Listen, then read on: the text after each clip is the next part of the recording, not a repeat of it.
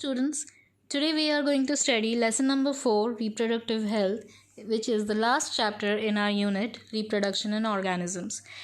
In the previous chapters, we learned about the mechanism of sexual reproduction in plants in lesson number 2, then the sexual reproduction and different mechanisms and the associated organs of human males and females in human reproduction chapter. In this chapter, we are going to learn the safe practices and also the determinants of a healthy reproductive life.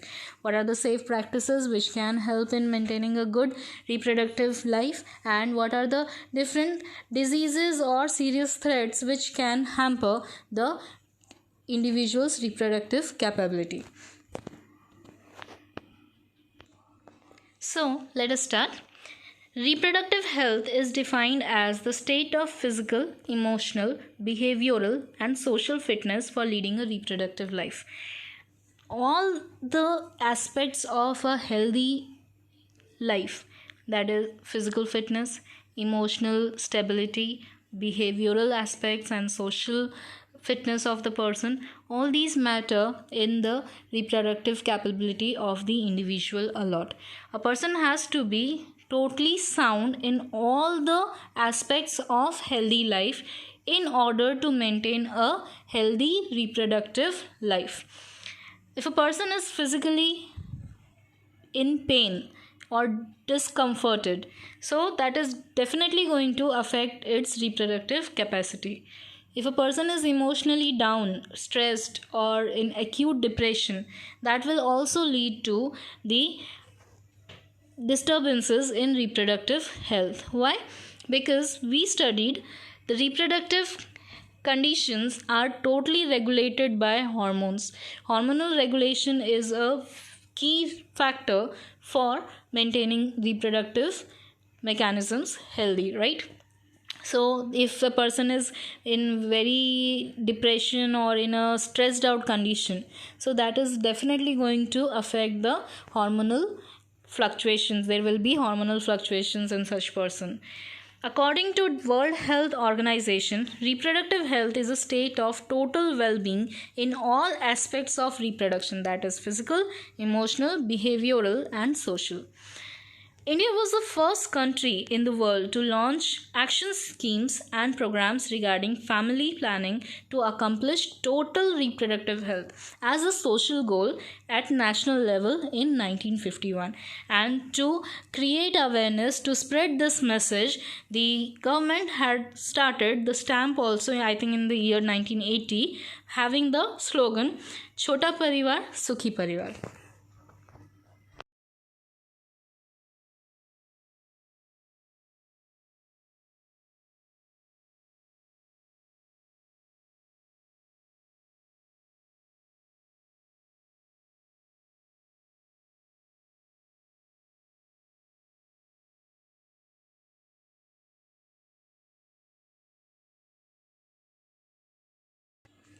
So since 1951, various measures have been taken by both the governmental and non-governmental agencies.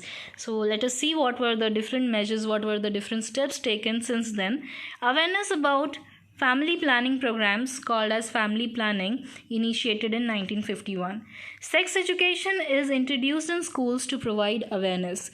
That is why these informations, these knowledge have to be implemented in the youth, in the teenagers, in the adolescent condition, so that will be helping in leading a healthy reproductive life. Here I would like to say it is not only sex education, it is about exploring the sexuality of male and female. That includes the sexual behavior, development, everything along with the reproductive systems which we are studying. Improved programs of reproduction related areas in operation, reproductive child health care programs, RCH. Proper information about reproductive organs, adolescence related changes, safe and hygienic sexual practices, sexually transmitted diseases like AIDS, etc. Through the help of audio and the print media to create awareness. Awareness must be created among the citizens about reproduction related aspects. statutory ban on amniocentesis, that is checking of the amniotic fluid of the pregnant mother, and taking the fluid and checking for the chromosomal aberrations, any changes in the chromosomal conditions, normal conditions, but that also leads to detection of sex of the fetus. This may have many adverse consequences on gender equity, as after knowing it is a female, the female feticide has increased a lot, and that is why there was a statutory ban on amniocentesis in our country. With this, we are going to discuss in detail in the later part of the chapter. Awareness of uncontrolled population growth, the social evils, and building socially responsible, healthy society. Equal importance to be given to both male and female, that is gender equity should be there. Saheli, the contraceptive which was formed in Central Drug Research Institute at Lucknow. This is a contraceptive medicine which has very good impact in controlling the unwanted pregnancies or delaying the pregnancies. Improved reproductive healthy society. Increased medical assisted deliveries. In earlier times, what used to happen, the deliveries were done by midwives in the houses itself, and this would lead to lots of serious implications, like the infections to the newborn child, or sometimes the delivery is not assisted properly, so death of the mother and even the child can occur. But all these are now reduced a lot because of the available medical facilities even in the remote areas. Better postnatal care after delivery, the care, how it has to be taken, people are very much aware, and the medical facilities are available all over. Decreased maternal and infant mortality rate. Small families, better detection and cure of STDs. So these were the measures which were taken by various agencies in our country since 1951 to help control the population.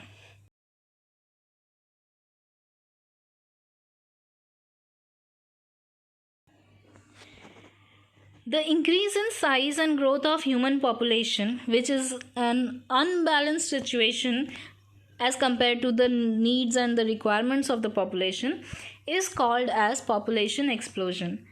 Indian population was 350 million at independence, and now it has crossed 1 billion in May 2000, and the alarming growth rate is resulting in scarcity of basic requirements like food, shelter, clothing, unemployment. The reasons are decline in death rate, as I told you, due to the improvised medical facilities available in each and every corner of the country has reduced the death rate, longer lifespan, decline in maternal mortality rate, decline in infant mortality rate, some religious belief against the birth control, like people think that if they are using any kind of birth control methods, taking medicines or something, that can affect their fertility for lifetime. Lack of reproductive health knowledge, and for that the sexuality education program was introduced in NCERT.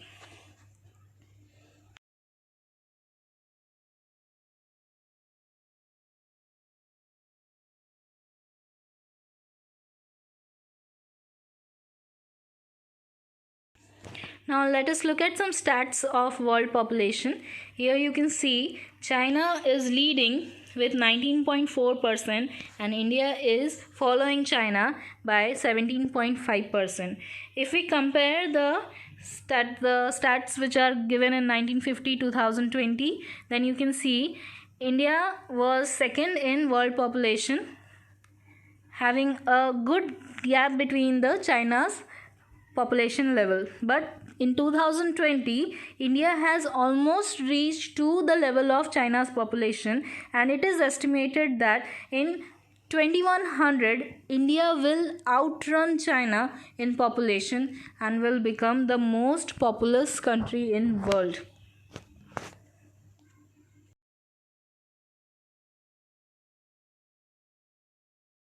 So there is a need of population stabilization by motivating smaller families, creating awareness through media, posters, bills like Hum Do Hamare Do, We Too Are Two. Couples, mostly young urban working ones, adopted one child norm, having only one child per family. Statutory raising of marriageable age for female 18 years and male 21 years. This was aimed to end child marriage, because just after the puberty, just after menarche, the girls were thrown into marriage, and that was the tender age when the sexual development and the reproductive organs were developing. And in that case, if the child is undergoing maternity, it is really going to affect her reproductive health. It is going to have a adverse effect on her health. Department of Health, Medical Education and Family Welfare are giving incentives to couples with small families, like they are giving monetary help, and in the government medical facilities are provided to them. Contraceptive methods are now easily available to prevent unwanted pregnancies.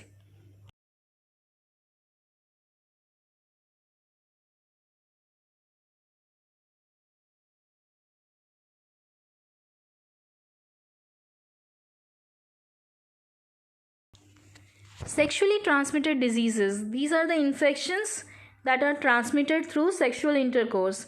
They are also called as venereal diseases or reproductive tract infections. The infections which are caused in the genital areas and the reproductive tract, and they are also called as sexually transmitted infections, STI. And this STI, if it is persisting for a longer time in human body, then it leads to STDs. The early symptoms are itching, fluid discharge, slight pain, and swellings in the genital areas.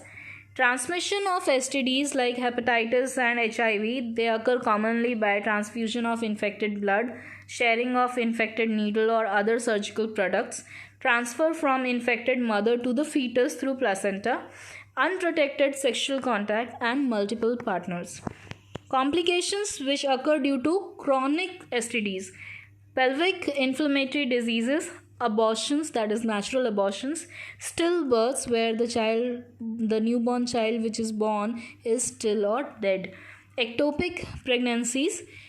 These are the pregnancies which are resulted due to implantation in fallopian tube. Instead of getting implanted in the endometrium, the blastocyst implants in the fallopian tube itself, and as the fallopian tube is not transitional, it cannot expand, so the more blastocyst is growing in that area, it is exerting pressure on the fallopian tube, and fallopian tube may even burst.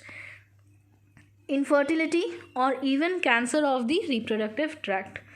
Some STDs like HIV and hepatitis B are incurable.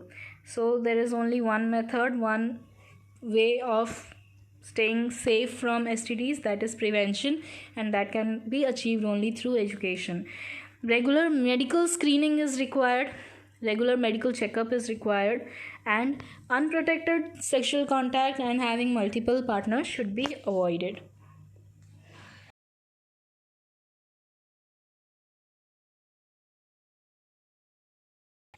These are some common STDs and their symptoms and causal organism. Syphilis can be it can occur in male and female by Treponema pallidum, and the symptoms are the sores which heal on their own, and if it is untreated, then it can lead to serious complications. Gonorrhea, infertility, chlamydia, it is often asymptomatic, but if it is persisting for a longer time, there will be fluid discharge and other symptoms of STIs. Trichomoniasis, it is the inflammation and infection in vagina. It is also mostly asymptomatic. Chancroid, the lymph node swelling occurs and painful ulcers are formed. Genital herpes, that is through herpes simplex virus, painful genital ulcers. Genital and cervical warts, which is caused by human papilloma virus, HPV. This virus is a common virus which exists in the reproductive tracts of males and females, but sometimes the adverse effect or the consequence is seen in formation of warts in the genital organs, which are growing and which are increasing in size, and if it is infecting internally the cervix, it can lead to cervical cancer. And for that, the vaccines are also there available, and it should be given. Even the younger female child can take the vaccine to prevent this infection. HIV infection caused by human immunodeficiency virus. This weakens the immune system, and if it persists for a longer time, as it is incurable, it will consequently lead to AIDS. Okay, that's it for today's class. Thank you.